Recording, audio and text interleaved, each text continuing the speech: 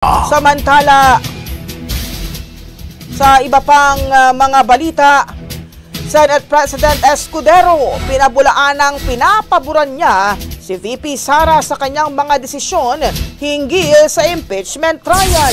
Brigada Ann Cortez, ibrigada mo! Brigada Live Report! Pinabulaanan ni Senate President Cheese Escudero na pinapaboran niya sa bawat desisyon niya sa issue ng impeachment trial si Vice President Sara Duterte.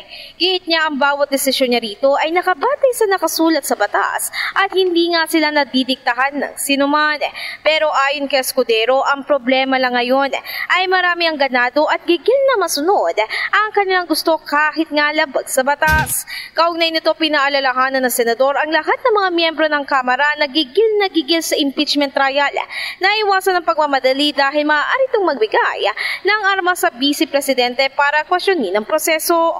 Maaalala, sa Hunyo na sisimulang talakayin ang rules para sa impeachment, habang sa Hulyo naman pagkatapos na sona gagawin ng naturang paglilitis. In the heart of changing lives, ako si Brigada Ann Cortez ng 105.1 Brigada News FM Manila, the Music News Authority. Ang bahaging ito ay hatid sa atin ng Yumivit ES3 Syrup. Simulang tuparin ang pangarap ng iyong anak. And stunting now!